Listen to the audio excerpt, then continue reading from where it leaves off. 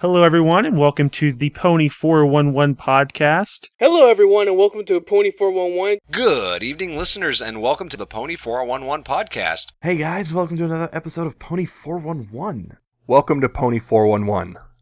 This is episode 100.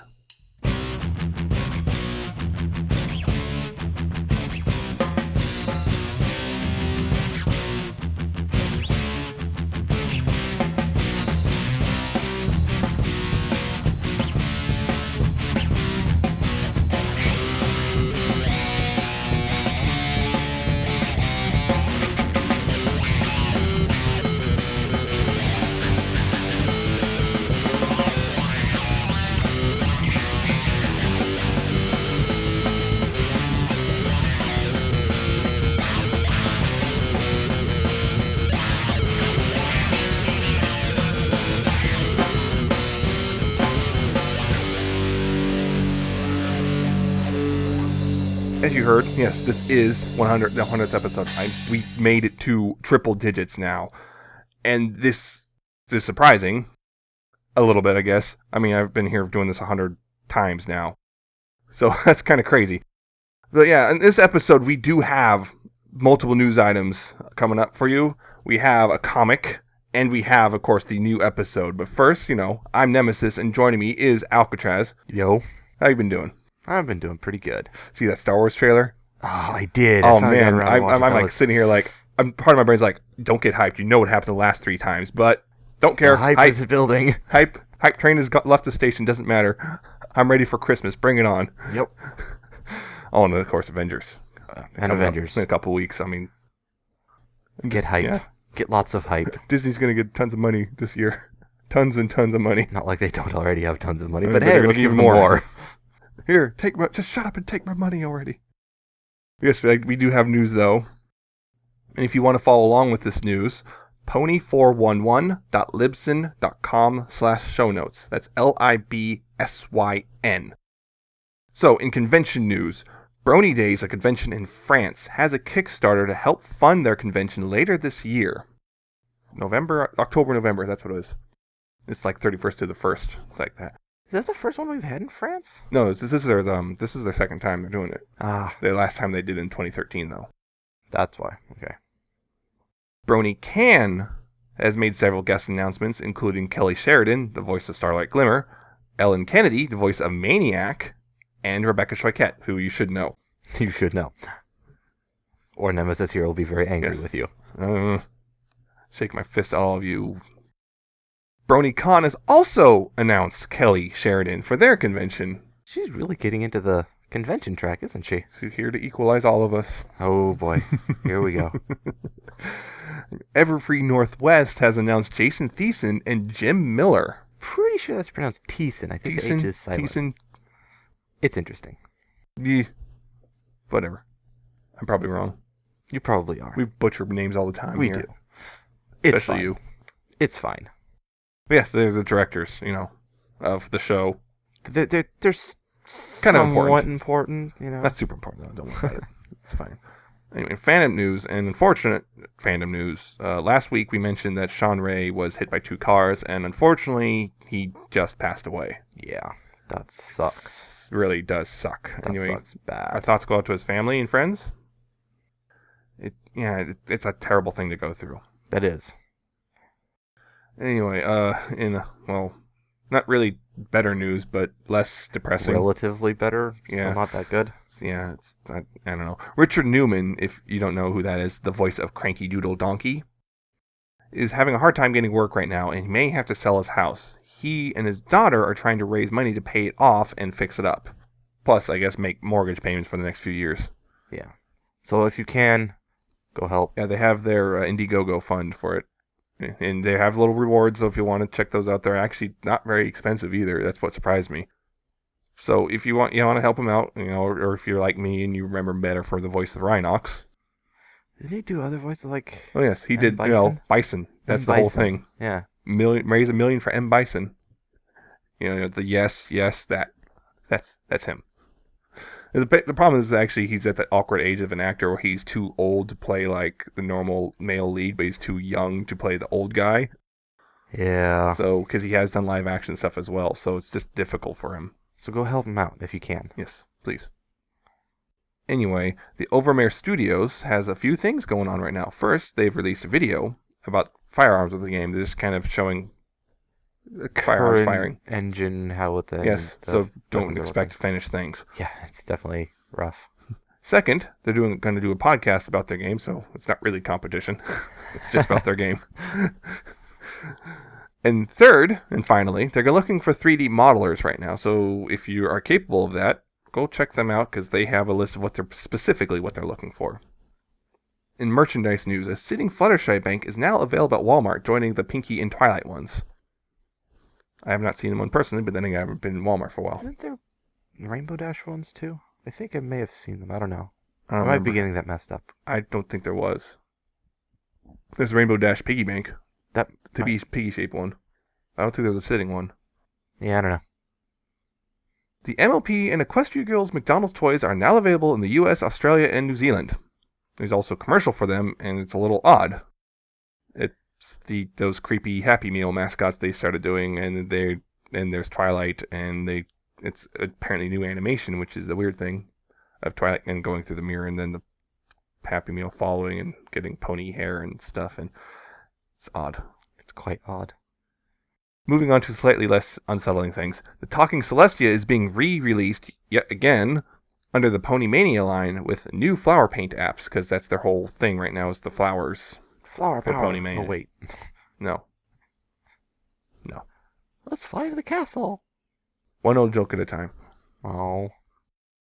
A Humdrum Power Pony toy has appeared on Taobao as well. You know, Humdrum, the spike. Spike. And it's oddly enough, he has a hole in his neck, and most people are suspecting that's probably as a clip for his cape, because he doesn't have cape in any of the pictures. And that's the question is also, is he going to be included with the other pony, or is he going to be by himself and super cheap? Because he's kind of a small figure, and I think it's somewhat close to the same one they gave away with but sold with the Comic-Con exclusive last year of the Maniac. So there's that. If you're, I guess, a Spike fan. They exist. You know a couple. I know, but moving on to, I guess, other figures, but of a different kind. The Funko Princess Cadance and Shining Armor figures are finally out. Yay! And I know this because I was able to buy one this week. Yeah, one. Yeah, I bought a Cadance. I broke them up. You broke them up. How could you? How could I? How could you? You I'm horrible horrible. person. Oh, well. Shining could go leak liquid pride all over Chrysalis or something. I don't know. Yes, it's Cadance, it's about the same size, roughly the same size as Luna, probably a little bit smaller. And mine, surprisingly, doesn't have a lot of the normal QC issues that these Funko figures do. She still has a few, but it's not as bad Yeah, as a lot of them are. drastic. Not as So- many of them. I'm hoping that maybe Funko's finally improving things in that regard, because they really need to. So anyway, they are available, which means Spike will probably be available in the next week or two if you're looking for him. Remember, he's cheaper as well. So. Oh, yeah. Another thing I forgot was Cadance also has a special red background insert thing that none of the others have. They all just have ordinary cardboard, undecorated on the inside. She has a special red insert Interesting. because she's a love pony. Hey. Anyway, in plushie news, 40E has posted some of the plushies we already know about, but we now have a general release schedule. We hope. We hope. Anyway, they revealed Trixie with a slight redesign, mostly affecting her muzzle. Yes, they also revealed that her outfit is indeed removable, which I'm wondering if will add to the cost at all. Potentially? Probably Maybe. like a $5 extra or something. I don't know. Who knows? Maybe Maybe not they'll that offset it much. with the other ones. They also revealed 2 versions of Princess Twilight they plan to release. One with open wings and one with closed wings. And apparently all of them will be available before the end of spring, according to them, anyway. According to them. They have said things like this before, and they for example, they missed Fluttershy by over a year. Yeah, that's... Don't get our hopes up, 40E. But You've heard us apparently before. part of their thing was they were going around trying to find a new way to distribute, so hopefully they have fixed all this nonsense. And Hopefully? I'll be seeing my 2 more Twilights coming to my I door. want my Rainbow Dash. Nope, canceled. No! Don't do that to me. Replaced with lightning dust. Oh well. I'd have to go find a torch and pitchfork. Oh no. Give me my waifu. No. In comic news, IDW has put a 7-page preview for Fiendship is Magic number 4 up. I mean, IDW, not the usual places. Yeah. Interesting. Also, iTunes has put a preview of Fiendship is Magic number 5 up. That is the Chrysalis and also the final Fiendship is Magic, at least for now. Will they ever do another one in the future? I don't know. There's not a whole lot of villains, really. Yeah. But that will be the end of, I guess, this month of villainy. In Friendship is Magic news, the soundtracks we mentioned last week, yes, they did in fact release on time. Yay! In fact, technically a little early if you want to be technical about it, because they released the night before, although apparently I've been told that is a common thing. Yeah. And released on services that aren't iTunes. Yay! Within time, and timely too, not just all of a sudden just showed up months later. No, within an hour. So you can buy them on something that's not iTunes, which is what I did. Like Amazon or Google Play. I recommend a Google Play, even though it's cost more. You also get higher quality versions. Yep. Unfortunately, though, some of the songs are still missing, even though they said it would catch us up through season 4. There's still some notable songs, including Celestia's Ballad and, say, Morning in Ponyville, are both just missing for some reason. Yeah. We knew that the Weird Al songs weren't going to show up, but some other stuff is still just missing, and we don't know why. It's unfortunate because I was really hoping for Celestia's Ballad. Really like that song. M.A. Larson has revealed the writers of several future episodes. Amy Keating Rogers wrote episode 8, and more on that in a little bit. And Cindy Morrow wrote Thanks for the Memories, and Dave Polsky wrote Appaloosa's Most Wanted. Those are all upcoming episodes within the next month.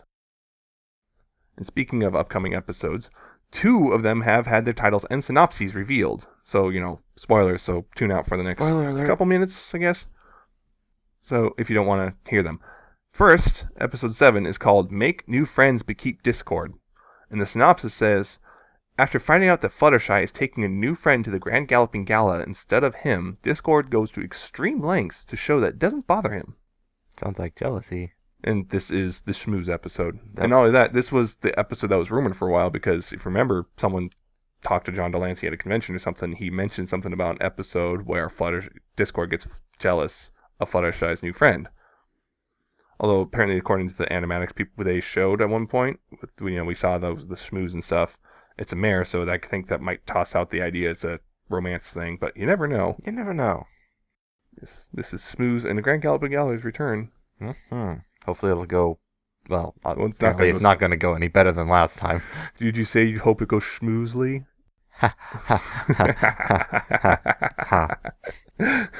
That was horrible. I do not regret it one bit. You shouldn't. Anyway, that episode, I believe, it airs on May 16th. Anyway, episode 8, the one written by Amy Keating Rogers, is called The Lost Treasure of Griffinstone.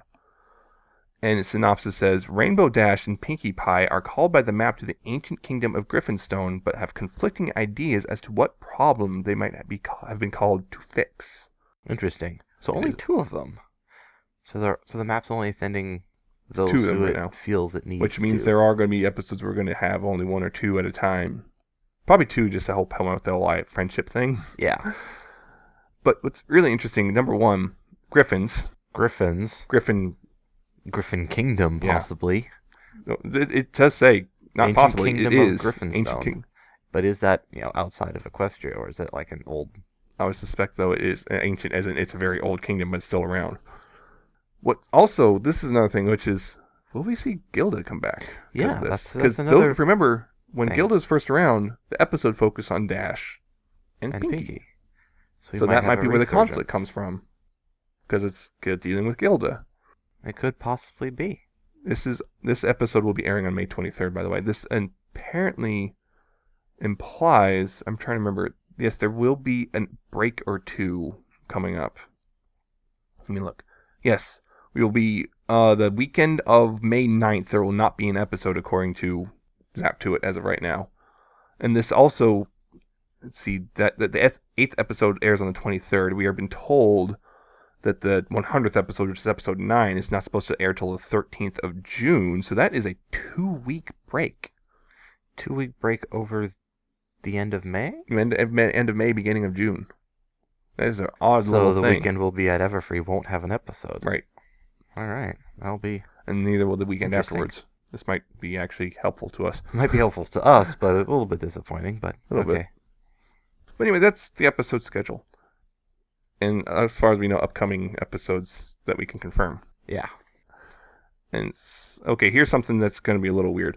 Some details about the upcoming MLP movie have surfaced from the Sony Pictures hack of all things. Yeah, that big one from a while back. But anyway, this goes without saying, but there will be huge spoilers coming up in there a little bit. Huge potential spoilers, yeah. Yes. So, if you don't know about how the movie industry works, you make a script and you kind of shop it around, especially if you're looking for distribution. Well, apparently Sony is one of the potential distribution partners. So we got a bunch of emails of them talking about it. There's not a whole lot there, really. And here's the other thing. Some of these details may be changed or completely gone from that final movie, because that's just the nature of the beast. But there were a few interesting things, mostly them talking about how will this, basically like how can we monetize this and how audience reception, all that kind of stuff. But there's a couple things, like one, apparently a villain called Cosmos, which is in and of itself kind of like, Interesting. I'm not sure where that came from. Two, a little bit about the story itself, mainly seems to be mostly about Twilight, and apparently she's going and doing something openly in defiance of Celestia's wishes, which is a new thing. Quite new thing. And I think this is the big one. A potential release window. We already know 2017, but apparently they're aiming for Q1, more specifically April of 2017. Yeah. So basically 2 years from now. That is their aim. And we know that, okay, Season 5 is going to end sometime in the fall of this year. We know that there's Friendship games in the fall, and the press release from Discovery Family seems to imply Season 6 immediately afterwards. Which means, if that is the case, that means there's just enough time for a 7th season if that is the case, if there is indeed their plan. Yeah. Which means we could basically got a solid 2 years of Pony going. That would be cool. That'd be cool, but I'm Really hoping cool, they can actually pull it off. I don't want them to, sacrifice quality just to push something through like that. Yeah, that is some of the more interesting bits from it, and unfortunately, there's not much else because there's no really further documentation. But those little things right there are kind of interesting. That Hasbro is shopping around, and Sony may be the potential distributor, which is interesting in itself because Lauren Faust's movie Medusa is Sony. So it's kind of. I think that in the emails there was at least one of them just saying that they might. Someone was mentioning about they want to get Lauren Faust reattached to Lauren this, which is reattached, odd. yeah. Which I don't think that would do much because she wouldn't have anything to do with it. I don't think she would. It would be interesting, but yeah, she wouldn't really have much to do with it because it's pretty much, as far as I can tell, they pretty much have, because of how movies work, they pretty much have their basic idea of what they're going to do for the movie is already done. They at this point there's going to be revisions and changes and stuff, but this pretty much we know. I think this pretty much means we know more or less kind of a basic idea of some pieces of the movie. We don't know everything, obviously, but there's some villain called Cosmos Elite at this point. They might change his name or something, her name. And Twilight is defying Celestia for the first time, like openly defying her. yeah. So we don't know anything else about it, unfortunately. Well, more fortunately, depending on your viewpoint. But yeah, that's kind of a couple things. That's kind of a big thing. Kind of a big thing. And yeah, if we ever find anything else, we'll keep you posted. I don't think we're going to find anything else, though. I doubt, considering how that information came out. I don't think so. This is just the first time anyone's been able to find it, because there's a lot of stuff that people are sifting through, and this is the first time it's been really archived in a way that's usable. Yeah. Anyway, that's the news. Of course, this week we had an episode, brand new one, and this one is Bloom and Gloom, and as you probably guessed from that title, it's Apple Bloom. No way. Yeah, I know, right? That's crazy. Yes. And in this episode, as a quick synopsis, Apple Bloom, well, once again, still looking for a cutie mark along with the other CMC. Not surprising. Not surprising. Typical setup. Yep. And they start talking, and this starts, because we find out Babs got her cutie mark, apparently, and they're excited, but then they find out, well, now who are we going to have run the Manhattan branch of the CMC, because, well, she got her cutie mark, she can't do it anymore. And then this leads to Apple getting multiple worries about what will happen when she gets her cutie mark. Oh, no. She's freaked out, and Existentialism has... Yep. She's freaked out, because what if she can't be friends with her friends anymore? What if she can't be a Cutie Mark Crusader anymore? What if her family doesn't like it because it's not an Apple one, and all sorts of worries. Yep. And Applejack's like, don't worry, it'll be fine. Just go to sleep. And then Apple Bloom wakes up, and hey, she has a Cutie Mark for pest control. And so she meets apparently a pest pony, who is supposed to take care of the Twittermites. But anyway, so she learns how to take care of it. It seems she's really good at it, but she's kind of like, I really don't want to do this for the rest of my life. It's like, well, too bad. And then, of course, since she winds up in the Everfree Forest while sulking because she got made fun of by Diamond Tiara and Silver Spoon. Surprise. Of course. And this voice tells her that she can take care of the problem, and does by removing it. But then the problem is, afterwards, there's no one to take care of these Twittermites, which have now destroying Ponyville and possibly the wider Equestria. Then she wakes up. Oh, it's a nightmare.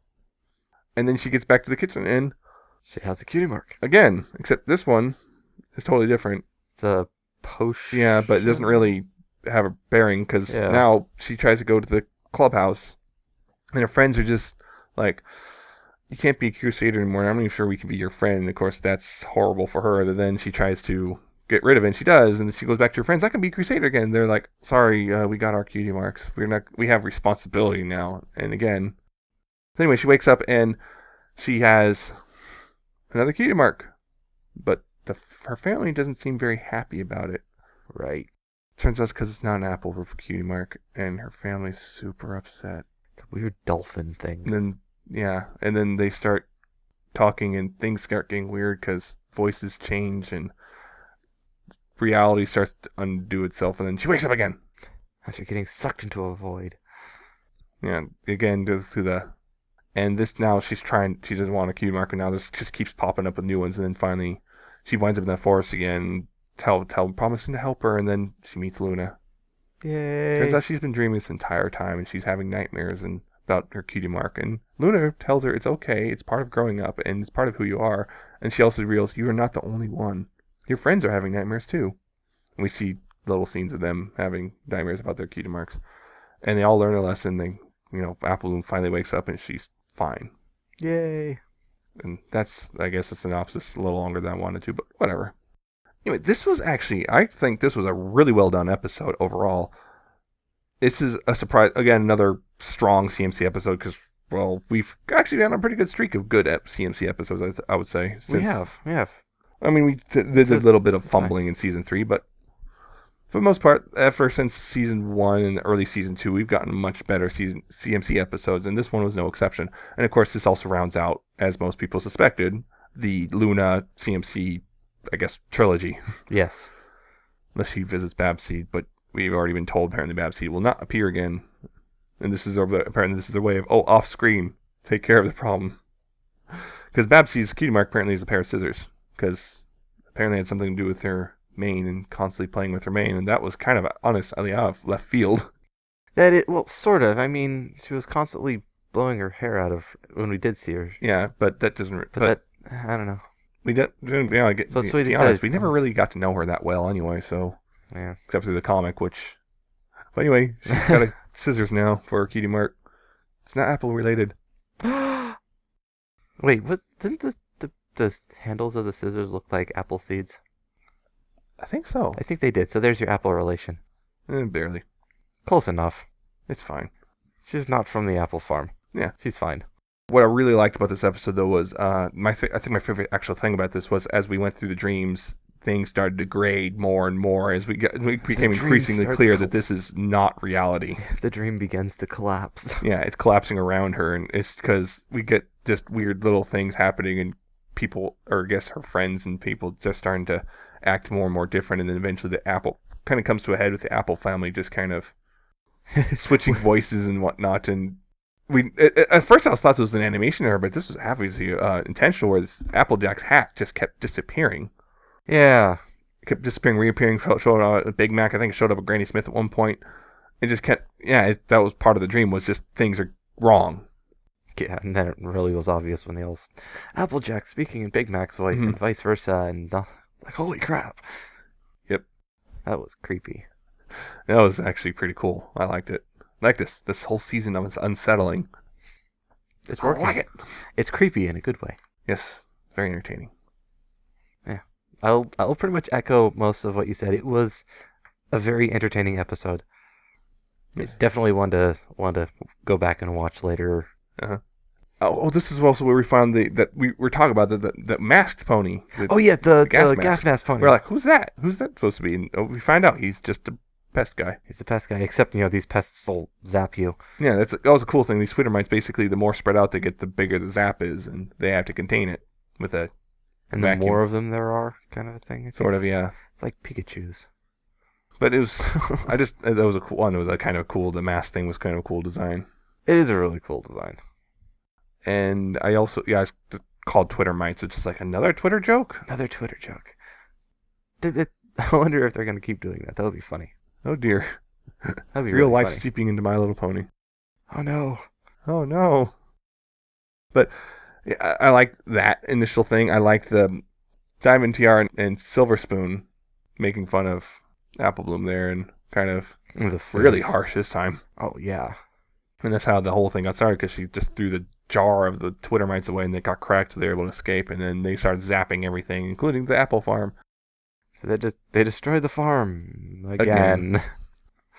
Even the dreams. Ponyville was getting destroyed, so it looks just like a Tuesday. Yet again, destroying Ponyville.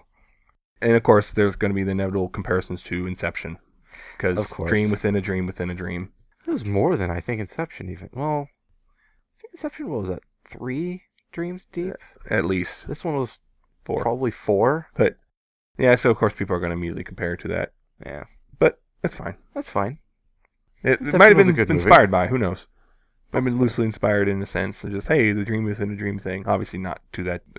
There was no spinning top. Exactly. Not that I saw. None of that kind of stuff, but just loosely inspired by the whole dream within a dream thing. And I also liked just, at first, it's just some of the cutie marks she initially got were actually kind of believable. Kind of. Sort of. I mean, the fact that you just woke up designs, with in a one. sense. The designs were... The designs worked. Until that one spot was just... although the second one I say would actually be believable. Apple potion. She's already been potion stuff for a while, so that would line up. Because it would line up. I've noticed that with Apple Bloom, they kind of made her more nebulous, whereas the other two, they've pretty still. It's like Sweetie Belle's singer. Speaking of, that's another thing we should probably mention. That scene that had been teased out earlier with Sweetie Belle singing with Rarity, Vinyl Scratch, and Octavia as the judges was in this episode. And it was a dream. And it was a dream. It never actually happened. They never spoke. So everyone who was hoping for that, I am sorry, but... Octa Scratch is not canon yet. It's not canon. Yet. But hold out hope for episode 100, guys. Not our episode 100. Not their ours. episode. This is ours. Oh no. This won't get confusing. I think we can manage it. Yeah, that's where that happened. Yeah, so... A little bit disappointing, but at least we've seen them in one scene together, even if it was a dream. Yeah. I did also like the Scootaloo when she's going down a giant ramp with her scooter and then turns into an egg beater. She's still pedaling. Still pedaling. And then the river she lands in actually turns into batter. Is it cream or batter or something? Cream or batter, but she was beating it and it got bigger because, that's what happens. Yes. I'm not going to say anything. Not going to say anything further on that. But yes, I also it's a kind of another Apple Bloom's obsessed with cutie mark, but it's a nice twist. I just like also some of the visuals during the dream sequences are pretty good. Just in general, just kind of, and just it's kind of also a Kubrick-esque thing of just the things shifting around and not making sense anymore. Yeah, it's if you've ever seen The Shining, you'll know what I'm talking about. Everyone knows about that, and I hope. Like when they kick Apple Bloom out of the clubhouse, she turns around, it's already all boarded up. Mm-hmm. It's like, whoa. Dreams, they're never logical.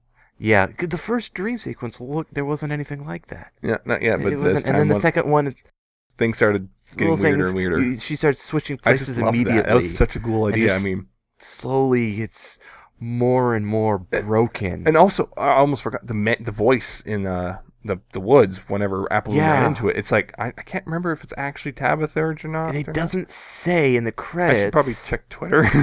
Yeah, because it doesn't say in the credits who voices it, but it sounds a lot like Tabitha. It does. I was hearing a lot of Luna. But it Luna-esque wasn't voice. actually Luna. It was actually It was her Apple Bloom's shadow. Basically, her own fears kind of controlling her was the whole Her point. inner Because when demons. Luna came around, was talking about it, and Luna, of course, makes a big grand entrance by coming out of the moon and all sorts of crazy stuff. Likes Luna, to make you an show entrance. Wants to make sure everyone knows it's her. You show off. And then also another thing was cool is that we went against the starry void place again. This is like the third or fourth time we've seen it now, I think. And also the doors just coming at us. Just all these dreams, like as someone on the internet pointed out, little Psychonauts-esque. Little Psychonauts, yeah. Which is fine in my book. Oh, it was a great game. So it's a funny game. But yeah, just starry void doors to people's minds. People's dreams, not mine. So it's a part slightly of dreams are in their different. minds. It's Slightly semantics. different. Yeah.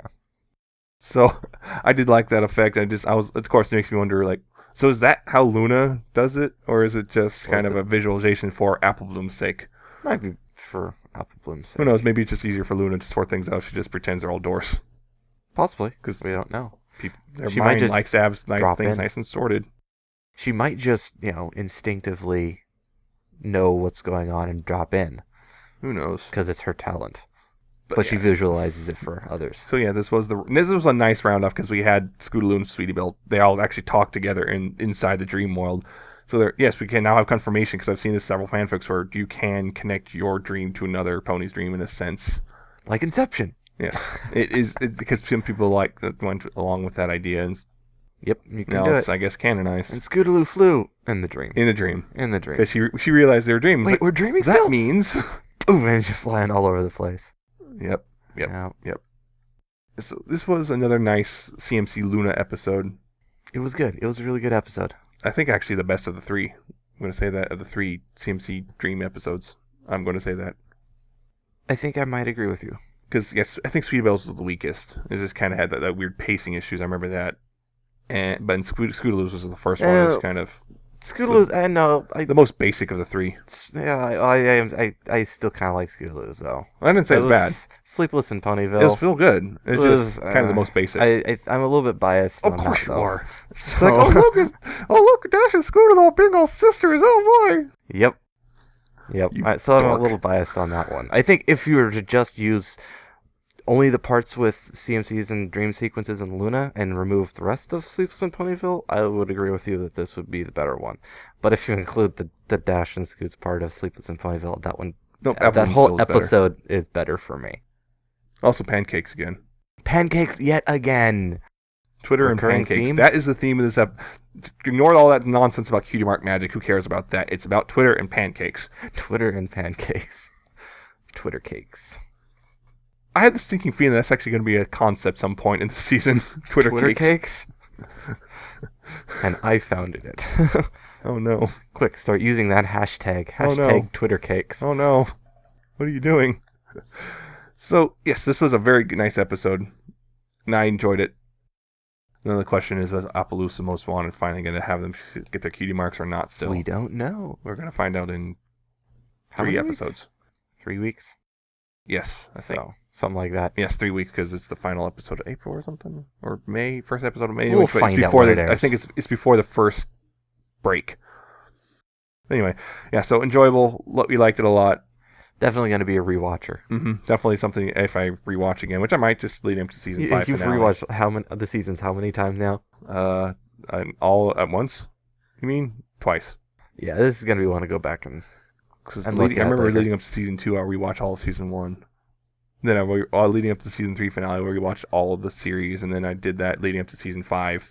I've already watched the whole series, so I'm probably going to rewatch the whole season 5 leading up to the finale. This is not all, of course. We have a comic. Yes, it actually came on time. For once. Fiendship is Magic, number 3. This is the Siren comic. This is written by Ted Anderson and art by Agnes Garboska, who we've butchered her name multiple times across this podcast, and I think I finally got it right. Oh, and colors by Heather Beckel. Yay. Yes, it is. Yes, we said the Sirens. It takes place in ancient Equestria. It seems I Ancient. see. You can tell. Yes, Because you the can clothes see are like different. the And the architecture is slightly different. the architecture, the Pegasi influence and whatnot. But and things are a little older. Anyway, the sirens, they still are doing the singing, getting disharmony going, and then they decide to go enter a singing competition or music competition in Canterlot. It's dangerous, but they'll do it anyway. And the problem is, when they initially do it, no one cares. Because apparently Canterlot's too proper, they're higher class. Yep. But Starswirl sees and figures out that something's not quite right. They're up to no good, starting trouble in his neighborhood. So they decided to try to come up with a new material because they kind of need to. And they come up with pop music. Anyway, you could probably guess where things happen from there, but yeah, I'll stop there. Yeah, leave the rest. Art's interesting. I like the artwork. Garboska does it again. Yeah. Anderson kind of screwed up again, though. The paper it's written on this time is better. A little bit, not really. Little. Not by much. But the writing... I will say one thing. He's like... I think he kind of forgot about things like a passage of time. Yeah. I'm trying to decide whether or not I should actually outright say it. Well, I think you already know where they end up. I think it's fine. As we all know, they end up in the human world. The problem is in this, they go from ancient Equestria to modern day human world, which causes a whole host of issues. A whole slew of issues. Unless somehow Starswirl did the world's longest portal. It's a slow teleport. Oh god, Half-Life.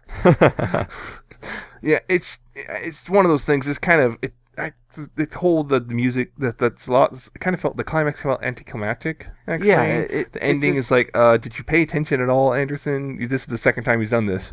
Well, it seems like he's not paying attention. Yeah, it really just felt flat and just kind of thrown together. Really, it's just kind of disappointing. It was. And it's weird because apparently Anderson likes to go for the Equestria Girl stuff. He requests it, and yet he seems to not understand what he's actually writing about. Yeah, I don't know. I know we sound harsh, but it's kind of after this is like third time he screwed up. I'll say one thing. I think there's more art. A couple of funny jokes. Yeah, there were some funny artwork jokes. I do like some of the designs in there. Yes, there's this 2-page spread, which is really nice layout, and I like it. And there's a Falcon reference to Amadeus? Probably. That's what it reminds me of. Yeah. It just kind of fell flat, and I honestly, it's one of those only buy it if you're just getting the whole series anyway. Yeah, I would really say the not same entertaining. Thing. Get it if you're collecting all of them, but don't expect like say you're trying to collect the Die of the Dead covers because you kind of need this one. Yeah. Otherwise, you have a missing the pinky one. But otherwise, it's kind of just it fell flat. I felt disappointing. I was just disappointed. I was like, oh, that's all. I found myself just skimming through pretty much half the comic. Like, yeah, let's get to the end of it. Yep, done. And then you get the end, it's like, what? It's just, yeah. It's unfortunate. I'm having higher hopes for the next two. Who's the writer for the next two? I'm trying to remember who writing is next. I can't remember who writes the next one, but I do know the final one is Katie Cook and Price, although they haven't been doing good on the multi-chap issue stuff, but when it comes to single issue stuff, they seem to do better, so I'm hoping they come through here again. And there shouldn't be a Princess Twilight disc group? Well, there is. It's sort of. Twilight is going to be there, but it's mostly going to be flashbacks, I think. Okay, so it should be okay. It's going to be like the Sombra issue in that regard, so I hope. Hopefully it will be better than the Sombra. Well, the Sombra it was the T-Rex one. The T-Rex one was kind of iffy. This one's just, I think so far this is the worst of the three. Hopefully this is where the lowest we go in this particular hopefully this is our low point. So I would say, again, don't buy it unless you're just collecting the whole series. But anyway, that is our discussions. But we do have some fan content. We do. Quite a bit of it, actually, because I actually have fanfic, but not quite a bit. It's our standard load of fan. But we do have 3 songs, so I'm going to hand it over to you. Like you said, I've got 3, and it's been a while since I've been able to do this, but all 3 of my songs are actual show remixes. Because we actually, have more music now. 2 songs. 2 new songs. Yeah, 2 new songs, and 2 of them are in here. So let's get this started. The first song I have is Pony Firestone's remix of Make This Castle a Home.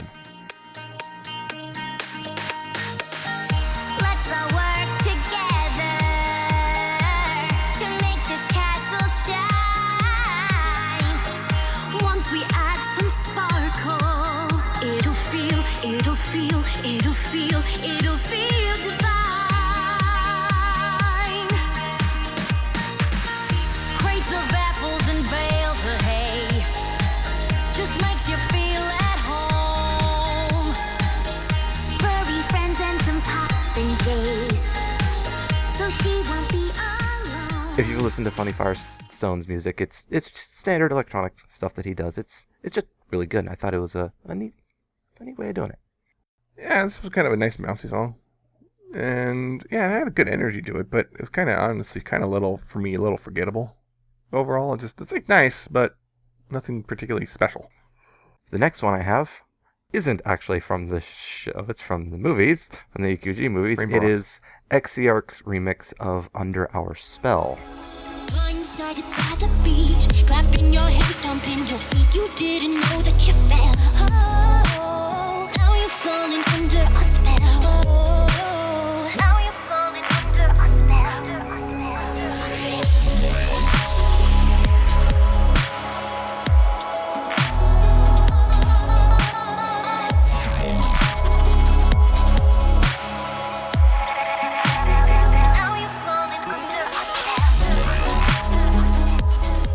This is a chill step remix. So if you know chill step, it's got the nice mellow low tones in the background. It's just good, easy listen. Just sit back and let it play.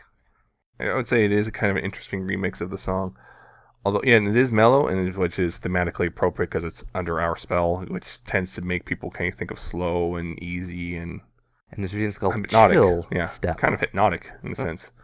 Although I think it does go on a little longer than it needs to, probably about 30, 40 seconds too long, because there was kind of a point where it's like, this is still going? It's just a little too long, which is like, there's not really much happening in the music, and it's just kind of, it's still going, and it's like, why is this still going? But other than that, it's actually pretty good. And the last one I have is Simgratina's remix of In Our Town. superior. No one is superior.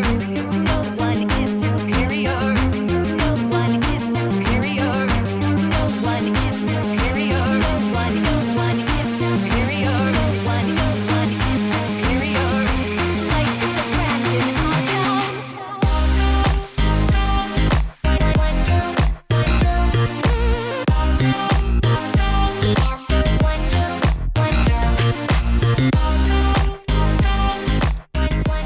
This is it's interesting, as most anything by Simgratina. He always puts his own little unique flair on it, so if you've listened to his stuff, you know what to expect. But it's nice and bouncy, and it makes the original song is a bit creepy to listen to. Mm-hmm. But this one's actually quite interesting. Yes. This song, his remix here, it actually has a bit of an 80s synth feel to it, which, of course, that's something that always gets my interest. In fact, it kind of gives me flashbacks to Hotline Miami's soundtrack, which I think is almost godlike, especially the second one. So, yeah, it's got that kind of same general tone and feel, which is kind of the whole point of the Hotline Miami soundtrack, and it would almost fall in line with that stuff if it wasn't for the fact, well, Hotline Miami is about shooting a whole bunch of people in bloody, gory ways. Then again, who knows? We're all equal because we all can die in one shot. Oh boy. Oh boy. But anyway, it does take a song I kind of was like, it's all right, it's so, and makes it really good. Yeah. I really like this remix, and I think it's one of the few that actually actively improves the original song. So I would definitely recommend. Of the three, this is, I think, my favorite of the three. Oh, it is my favorite of the three. So check this one out for sure. Check it. That's the songs I got, so. Yes, songs are over. Music's over. No! Is this the day the music died? Yes. Oh. But yes, I have a fanfic, an actual new fanfic, not just an update. I don't have any updates, surprisingly, because even though it's sort of an update, just last week I said 2 new chapters to. Yeah, I'd update it again. Yeah, I updated one more time, but yeah, I already mentioned it in the last thing. But yeah, it's about a third chapter. I don't think much happened in that one though. It's because it's kind of setting up. But anyway, I got a new fic. It's one's called "Scientific Observations by Clan Crusher." As you can probably tell from this thumbnail, this is about human Twilight from Equestria Girls. Oh boy. Yes, it is about her. And it's mostly about her going to the new school and investigating. And it's only 2 chapters. It's only 10,000 words. Almost 11,000 words. It's not very long. And I thought it was kind of interesting. It's basically this one, she goes to the new school because, she's observed all this crazy stuff happening, so she's going to actually investigate in person. And she starts picking up on a bunch of the clues, and the Rain Moon's a little worried because, as Sunset points out, this is the human equivalent of a very intelligent pony who got noticed by Princess Celestia herself. What do you think she's going to be like? Anyway, she does start investigating and kind of gets more and more suspicious just because people seem to know who she is, which she's never been here before. In fact, she actively avoids public school. Yes. And including, Flash, trying to talk to her and then realizing it's not the same Twilight he knows, and then he makes the mistake of putting a hand on her shoulder. Ends up getting kicked someplace. Yes, he's hurt. And I laughed. It also has, it's not marked as romance, but it does have a bit of Twidash in it. Nothing wrong with that. Nothing wrong with that, but and it does actually go cross over to Equestria as well. I don't want to spoil it, but it does have a little. It's a goofy little fic. I enjoyed it for what it was. It occasionally bring up little things the fandom has brought up about the show and whatnot, and just kind of and then just completely ignores it because who cares? But I just like it. It was kind of funny. It was just funny, and it's kind of a nice little look of what might happen if human Twilight shows up. Well, we know she is going to eventually, but yeah, I just thought it was fun. It was fun. It was light. It wasn't a huge amount to it. I mean, there's some things that it doesn't explain. Obviously, it's part of the joke, though. Yeah. Well, I mean, during the whole Equestria Girls sequence, it jumps around a lot. But it doesn't really need to explain huge stuff. You shouldn't have to. It was a good little read. Yes, it's fun. I think it was pretty. It's not like laugh out loud funny. It's kind of the sensible chuckle funny. Yeah. So yeah, I like it. It's not over the top. It's not super random, but it still managed to get a laugh out of me. So I definitely recommend it for that. Yep. And we also have Twilight meeting Twilight. Yes. And going pretty much how you'd kind of expect it to go. Sort of. More or less. But, yes. With less freakouts from the Twilight we know. She didn't freak out that much. She kind of expect this. Anyway, that is, in fact, the end of this. We are at the end of episode 100. The big 100. Yes, we have made it to the triple digits. In case you haven't noticed, you might there might be some changes. No, I don't think anyone will notice this. You probably noticed we got a new logo. We got a new mascot. We got a new color scheme. Things have changed. Isn't it great? Hope you like it. Change is good. Yes, we finally changed stuff. So things are changing. We may investigate more changes in the future. Possibly. I hope so. Shake things up a bit. We're already kind of shaking things up audibly a little bit. But anyway, if you like this episode and you want to, stick around for the next 100 episodes or so, and even listen to the past 99, you can do so at pony411.libsyn.com. Or you can go to iTunes, search for Pony411, or YouTube, youtube.com/pony411. All those are nice ways to just download it or listen to it. If you don't want to download it that way, though, you can also go to Stitcher.com or to the Stitcher app on iOS or Android and listen to us there. Search for Pony411. You can also listen to us on Ponyville FM every Tuesday night at 9 p.m. Eastern, 6 p.m. Pacific. Nice little radio way. They're nice people. They are. Go listen to other stuff besides us, too, because there's some good music there. Nice live mixes. And also, we're on PonyvilleLive.com. If you want to check us out there, you can once again RSS feed or just, they will update when we release our new episodes. So if you want to go through there, again, our no logo should be there too. If it's not, things happened. We'll fix it. Don't worry, it'll be fixed in post. I mean, wait. But anyway, if you want to contact us and say maybe talk about the new logo or whatever we talked about, you love it, you hate it, what the heck is wrong with us, you like the old one, and we, how dare we change things? Or you love the new or the new logo. Any which way, you can contact us by email, pony411podcast@gmail.com. More questions and comments and stuff as beyond that stuff as well if you want. You can contact us via Facebook. We're facebook.com/pony411. You can like us there, and once again, all the new episodes will be listed when they come out there. You can also contact us via Twitter. We're at pony411. This is pretty much our most common way of contacting you guys if you want to, be up to date on everything. It's the related. best way to contact us. Yes, in 140 characters or less. You can also use, contact us at our personal Twitters. He's at Alca7raz with a 7-7-T and an underscore at the end, and I am at Nemesis Prime 1. If you want to see me, I don't know, talk about random stuff like Transformers or my car finally being fixed or whatever. So anyway, that is the end. And just as a little shout out, the guy who drew our mascot, great person about it. He's Tartan. You can go find him, let's see, I'm trying to remember. You can find him on Tumblr, Twitter, DeviantArt. His Twitter account is at TurtonSFM. And I believe I'm trying to remember his DeviantArt. It's been a while. Yeah, it's been a while since I've seen his DeviantArt, so it's, let's see. I contact him otherwise, so I don't remember this stuff. But his DeviantArt is turtonda.deviantart.com. That was easy. So thank you, Turt, for your art. He has commissions open right now, so if you like his art style and you want something yourself, go check him out. He's actually got really nice prices. Mm-hmm. And I like his art style, so if you like it, he's trying to get some money to go to Buck next year. Yes, so go help him out. Yes, go help him out. Anyway, that is the end once again. Tune in next week. We'll be talking about our next episode, which is Tanks for the Memories. Yay, I think he's going to be happy. I'm going to be, well, hopefully I'll be very happy. Or he will be. If he's not, that means he is extremely disappointed. Yep. He is. Next week is either going to be a great week or a not so really not good week for me. Whatever. Any which way, join us next time. And remember, just like the last 99 episodes and hopefully the next 100 episodes, please pony responsibly, guys.